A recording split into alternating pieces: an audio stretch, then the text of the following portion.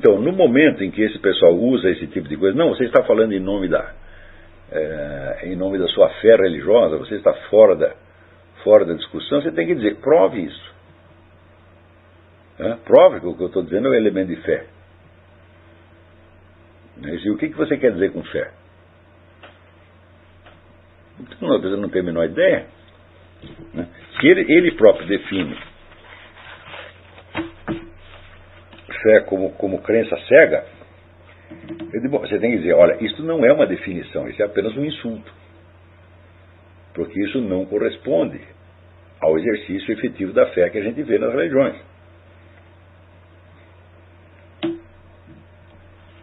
Olha, esse é um teste, hein? Eu já fiz esse teste. Você pergunta para 100 crentes. Deus geralmente atende às suas preces ou ele não atende nunca? Ele vai dizer, olha, ele atende quase sempre. Agora você pergunta para 100 socialistas. O socialismo atendeu às suas expectativas. 100 vão dizer, não atendeu, mas atenderá. Então isso é a fé. Então, quer dizer, você pode dizer, olha, eu conheço esse negócio por experiência, e você não tem experiência nenhuma. Então, o que você está fazendo é acreditar que se você tivesse fé, seria assim o assado. E isso aí é o quê? É um ato de fé, é uma hipótese na qual você está apostando, você está chutando completamente.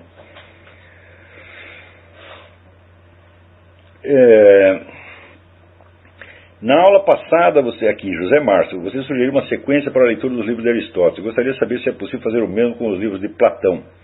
Ora, com relação a Platão, vamos dizer, mais ou menos a cronologia dos escritos é conhecida.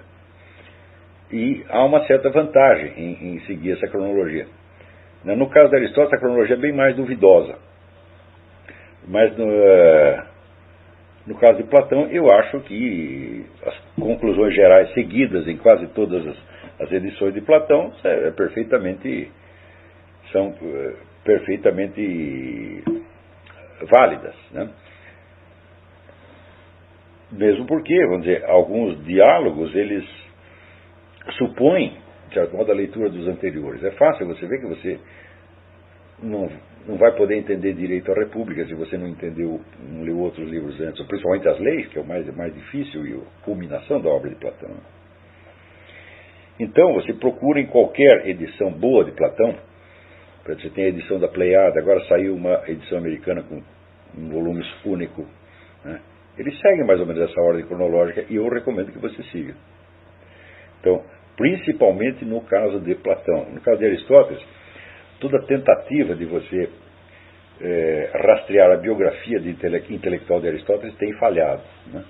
Desde a famosa tentativa do Werner Jäger. Nós não sabemos qual foi a evolução intelectual de Aristóteles. Nós só temos pedaços. Tem um pedaço aqui, um pedaço lá, um pedaço acolá. Mas no caso de Platão, toda a obra dele tem um fundo autobiográfico. Ele está falando de pessoas que ele conheceu. Em parte ele conta a história, em parte ele inventa, tá certo? Mas esse fundo autobiográfico está lá permanentemente. Então, por isso, daí a conveniência de ler em ordem cronológica. Atos Barbosa Lima. Eu estava lendo e relendo o manifesto do Mário Ferreira dos Santos, A Invasão Vertical dos Bárbaros, e me surgiu a pergunta: como foi essa passagem daquele Mário da dialética trágica dos primeiros escritos para o Mário escolástico? Olha, isto é um mistério. Eu já me fiz essa pergunta 1000 vezes e não encontro resposta, porque o Mário teve aquele estalo da filosofia concreta e, de repente, ele começa a escrever num nível que é incomensurável com o anterior. E de repente, ele aparece conhecendo autores que, na primeira fase, ele não dá sinal de conhecer. Por exemplo, essa escolástica portuguesa, os escolásticos inteiros, ele dá a impressão que ele leu tudo isso num ano, porque ele não cita nada anteriormente, né? E é curioso, tudo isso aconteceu tão rápido que o próprio Mário, ele nunca teve tempo de fazer o que eu estou fazendo aqui, quer dizer, rastrear o caminho de volta. Tanto não teve que ele às vezes tenta, nos livros da fase final, ele tenta reenxertar, reaproveitar nos textos dos livros da juventude, mas modificando-os ao ponto de botar sim onde estava não. Né? Quer dizer, ele está aproveitando como se fosse apenas a carcaça do texto e botando outro conteúdo lá, quando o melhor seria ele esquecer tudo aquilo e escrever tudo de novo. Né? Mas olha, de qualquer modo, vamos dizer, a produção intelectual do Mário é uma tamanha mixórdia, né, que não deu tempo dele parar para pensar o que ele estava fazendo, não deu tempo mesmo. Então, eu estou com 63 anos agora, o Mário morreu com 62, né? E agora que eu estou começando a pensar essas coisas, refazer o passado, não deu tempo de fazer isso. Telmo de Araújo: não estou na força-tarefa para a edição dos Mários Ferreira dos Santos, mas gostaria de saber se os livros avulsos, como Curso de Oratória e Retórica e Convite à Filosofia, serão publicados. Em princípio, não, porque eles não fazem parte da Enciclopédia das Ciências Filosóficas. Quer dizer, tem vários livros que ele escreveu antes e outros que ele escreveu ainda já na segunda fase, mas que não fazem parte da enciclopédia. Sobretudo esses livros de ordem prática, livros que seriam quase que de autoajuda, como Curso de Oratória e Retórica. Então, em princípio, nós não vamos mexer com isso agora. Mas, terminada essa primeira batalha, não custa voltar atrás.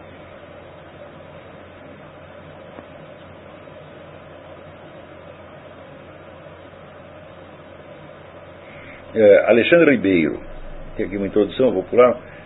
Para mim, que tenta emergir de uma cultura que só concebe o conhecimento como algo na consciência gerado a partir de uma relação sujeito-objeto, é difícil conceber a teoria do conhecimento que em suas apostilas leu com a máxima atenção consigo. O conhecimento como algo que está em tudo, como uma troca de informações, acessível, se bem entendi, até uma pedra, em união indissolúvel com o ser, tudo isso é novidade para a minha ignorância. O senhor poderia discorrer um pouco sobre o tema? Bom, esse é um tema, para se dizer, schellingiano, né? Quer dizer que entre o mundo e o espírito humano existe uma espécie de complementaridade. Você não pode dizer que existe conhecimento somente na mente humana. Os conhecimentos, se estiver somente na mente humana, então cairia no negócio o império da mediação discursiva. Aliás, até a expressão mediação discursiva já é meio um pouco vigarice, porque se é mediação é porque tem algo do lado de lá. Mas se é onipotente e se desaparecer se a mediação é onipotente e desaparecer o referente, não há mediação alguma, só há o discurso, na verdade, né? Então,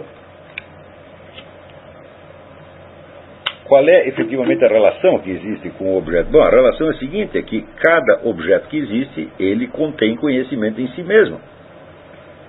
Por exemplo, vamos dizer, os objetos de qualquer ciência, eles são depósitos de conhecimento. Quer dizer, todas as leis da mineralogia estão nos minerais, todas as leis da botânica estão nos vegetais, e assim por diante. O que nós fazemos é puxá-las de lá de dentro com maior ou menor acerto. Tá certo? Então,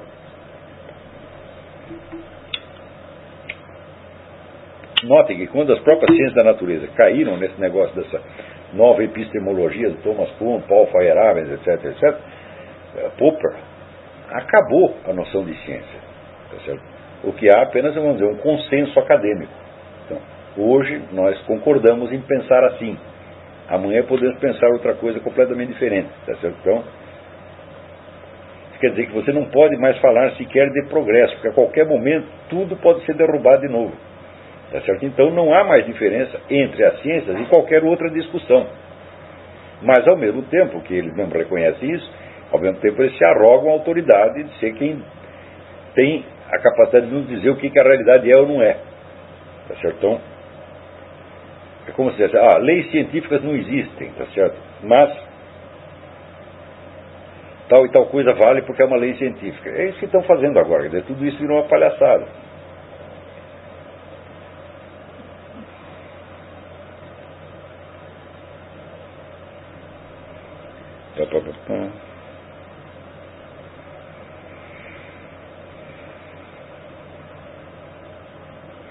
Luciano Garrido: o senhor nos orientou para que nos deixássemos levar pelas obras literárias como num sonho dirigido, sem permitir que a nossa análise crítica interfira nessa experiência. Mas sabemos que todas as artes, de um modo geral, a literatura em particular, apelam para os nossos sentimentos e emoções, de modo que muitas vezes podemos ser levados a nos identificar erroneamente com personagens que no contexto da história assumem uma posição existencialmente falsa, ou seja, uma visão do mundo completamente fora da realidade.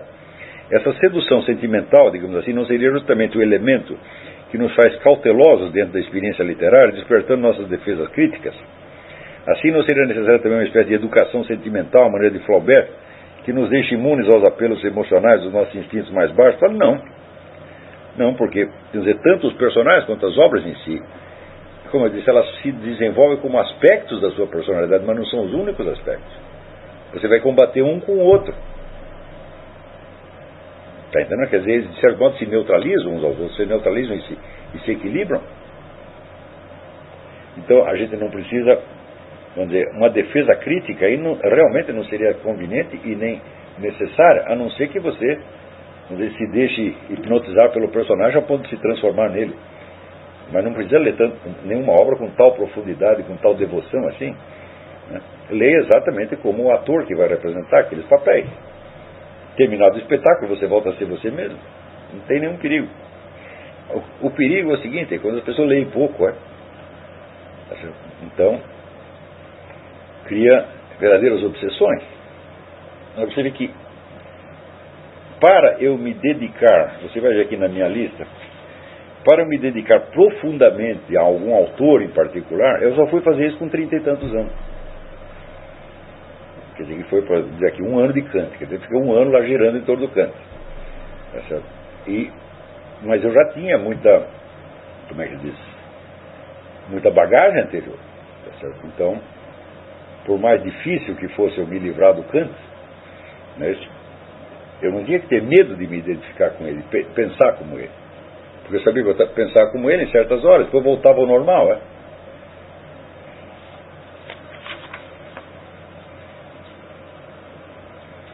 Aqui, Leonardo Souza pergunta mais ou menos a mesma coisa. Não sei se entendi bem, mas você não será que nos colocamos no lugar dos autores quando os lemos sem medo de sofrer a contaminação. Li certa vez algum texto do João Pereira Coutinho com o ator Jeremy Brett, que interpretava Sherlock Holmes maravilhosamente, literalmente enlouqueceu com a sua entrega ao personagem. Parece que não conseguiu se desvencilhar do papel de detetive e voltar a ser ele mesmo. Que mandou? Ele ficou 10 anos fazendo só Sherlock Holmes, porque que ele quer? Porque não fez outras coisas também. O Jeremy Brett era um ator esplêndido. O que ele fez ali com o Sherlock Holmes é um negócio inacreditável. Eu acho que ele chegou realmente a acreditar que ele era o Sherlock Holmes. Mas eu não recomendaria que ninguém fizesse isso. Você vê aqui o Sean Connery no começo, o maior sonho da vida dele era se livrar do James Bond, ele não aguentava mais aquela porcaria. Então, quer dizer, de fato não é bom você insistir muito num só personagem.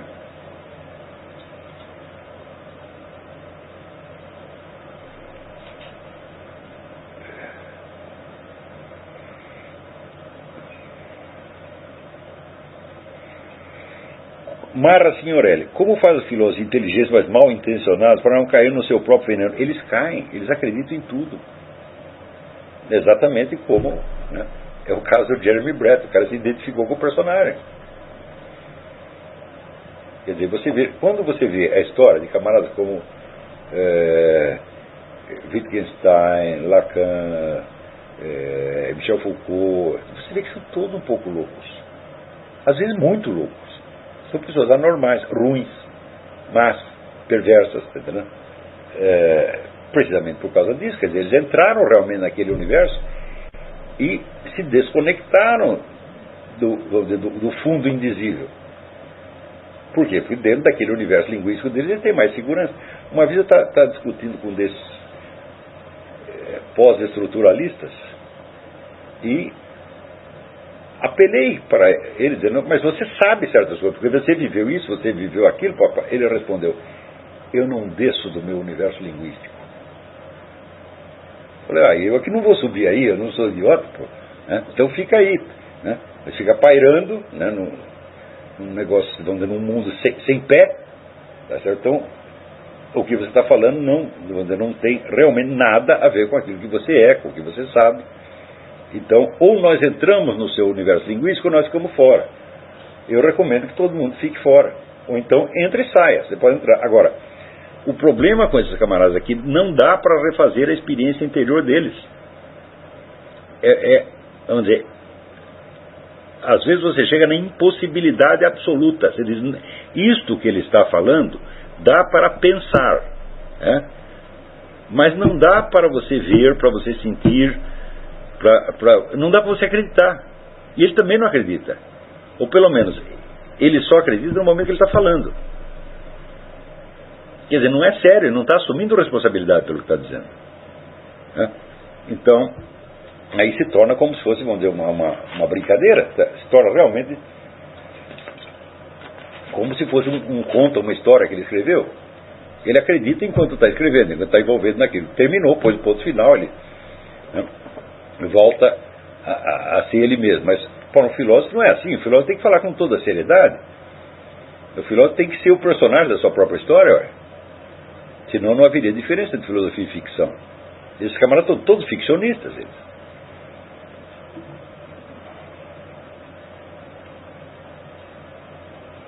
Por exemplo, quando Wittgenstein diz, quando você morre acaba o mundo.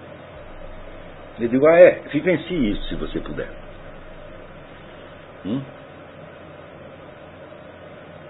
Ou quando ele diz que ninguém observa a sua própria morte, quando tantas pessoas observaram. Falou, por exemplo, se eu quero saber se alguém observa a sua própria morte, o que eu tenho que fazer? Ou eu passo pela experiência, ou eu tenho que perguntar a quem passou. Como é que eu posso, por mim mesmo, por uma canetada, afirmar uma coisa dessa? Quer dizer, ele não tinha interesse em saber do que ele estava falando. Então, por que ele não foi procurar?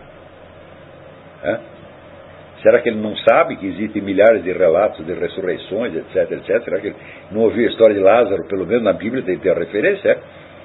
Então ele tem que saber se é assim ou se não é assim, mas ele não quer saber. Ele quer que seja assim porque é a onipotência do discurso. Falei, está falado. Quer dizer, isso aí é... Quando as pessoas começam a agir assim, quer dizer, a sua palavra, a sua sentença se torna como se fosse a fundação do novo universo. Quer dizer, o universo começa a existir a partir daquela frase. É evidente que o cara não está bom da cabeça, meu Deus do céu.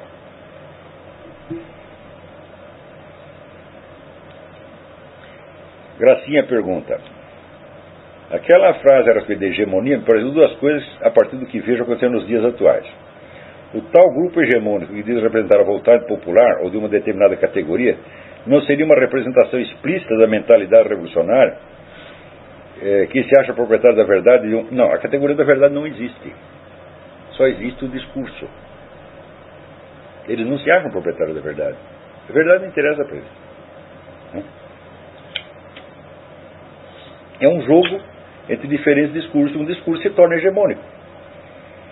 Para saber se eles, para que eles se acreditassem detentores da verdade, seria necessário que eles acreditassem que existe algo fora do discurso, ao qual o discurso se refere, pois é precisamente isso que eles não acreditam. Agora, nós podemos, de certo modo, a contestação máxima disso aí é você dizer o seguinte, mas espera aí, mas você vai conquistar a hegemonia, mas você vai conquistá-la realmente, ou seja, fora do discurso ou só no discurso?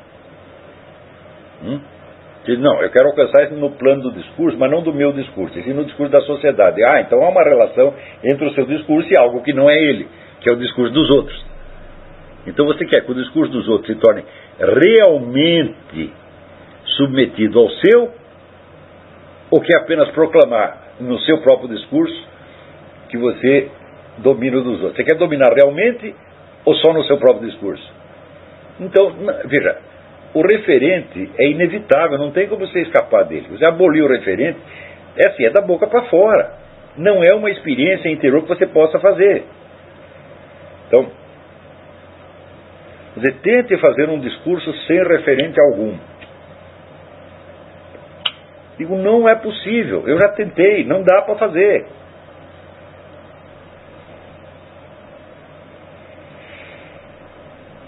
Os clamores populares a respeito da salvação do planeta, do aquecimento global, da vacina do H1N1, da religião ecológica, são parte dessa empulhação hegemônica? Certamente. Tudo isso é criação de um interesse retroativo. Então, Você imagina depois que você espalhou milhões de vacinas por aí para um treco inexistente, né? O que os vacinados vão dizer, hein? Eles vão admitir que foram feitos de trouxa? Jamais, eles vão defender a vacina. Então, tudo isso é muito esquizofrênico. É esquizofrênico, é vigarista, é maligno, é estúpido, não merece respeito, né? Olha, eu repito para vocês, a mentalidade revolucionária é o maior flagelo que já aconteceu na história humana. Ela tem que ser extinta, né? Ela tem que sair do rol das ideias humanas aceitáveis.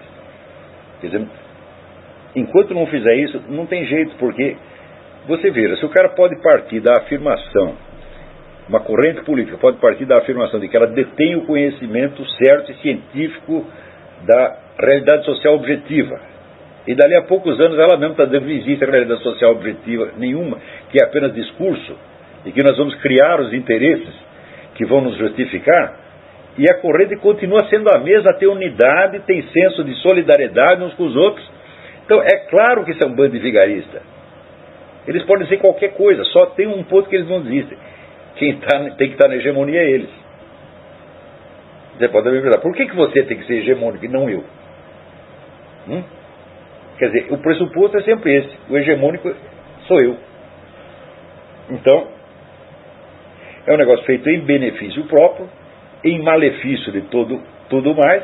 Agora, alguma vantagem secundária sempre pode oferecer. Você não pode fazer o mal absoluto. Então, algum benefício, pelo menos para você mesmo, tem que resultar daquilo. Então, é por isso que esse pessoal fala assim, quando os conservadores e liberais, que não entendem nada, são o maior burro de todo, né? Perguntam assim, mas o sujeito é comunista mesmo ou ele está nisso só por interesse? Eu falei, mas isso não existe, essa distinção não existe. Quer dizer, você está pensando que o comunista é um crente? Não é crente. Quer dizer, a crença dele já é internamente, já é em si mesmo a vigarice. Sempre foi assim e sempre será.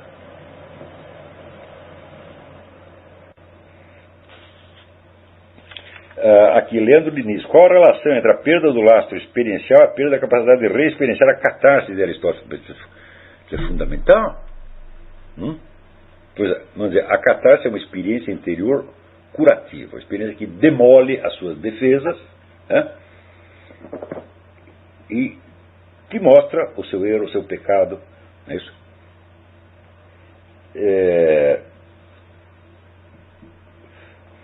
De tal modo que a partir dali você já não é mais a mesma pessoa. Fala, olha, se o sujeito não tem contato nenhum com esse depósito do indizível, catarse não é possível. Por isso que você não pode curar uma pessoa dessa.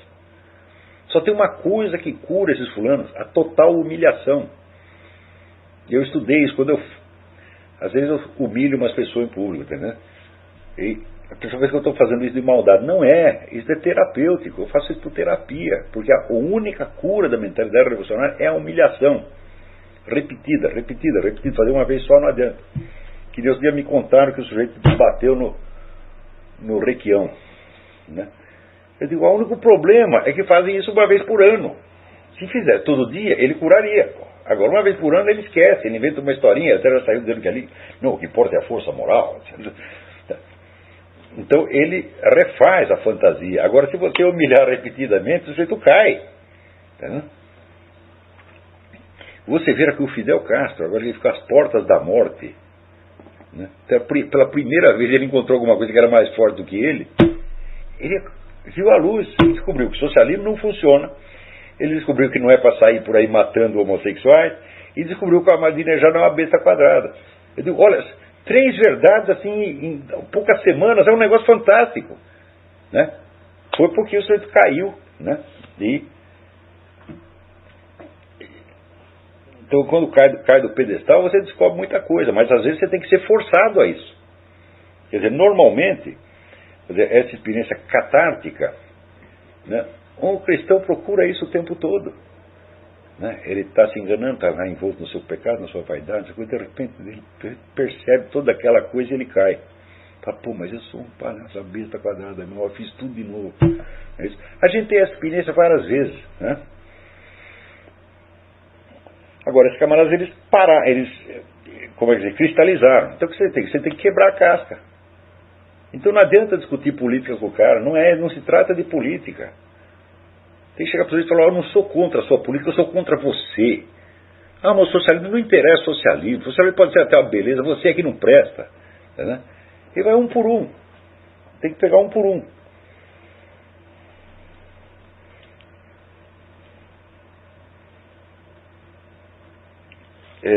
Leandro Guimarães. A relação entre o conteúdo existente por trás de um texto e o conhecimento individual indizível, sem sombra de dúvida. Você tem que chegar naquele indizível. Claro que tem que levar sempre em consideração o negócio do Marcel Guerrou. Quer dizer, você não pode falsificar o texto para adivinhar um indizível do cara. Não. Você tem que fazer toda a análise do texto e penetrar um pouco além dele. Você tentar conhecer o autor pessoalmente, como ser humano real. Porque também ele pode se esconder atrás da sua identidade de professor, etc, e camuflar tudo. Muitos fazem isso, mas muitos não fazem. Muitos escrevem de coração na mão. Quando você lê Leibniz, você vê o homem de uma sinceridade total, né? Eu não vejo Platão camuflando nada, nem Aristóteles. A gente não vê isso, né? No São Tomás de Aquino, mas tem outros que camuflam. Descartes camufla. Descartes é cheio de véus, né? Então você tem que... esse cara está mentindo, tem coisa atrás. Mas a coisa que está atrás deve ser uma coisa verdadeira. E eu fucei e falei, esse cara está tremendo de medo do demônio. É esse o problema dele. E todo esse universo dele é uma imensa camuflagem. Ele está achando que está enganando o demônio, mas está enganando ele mesmo.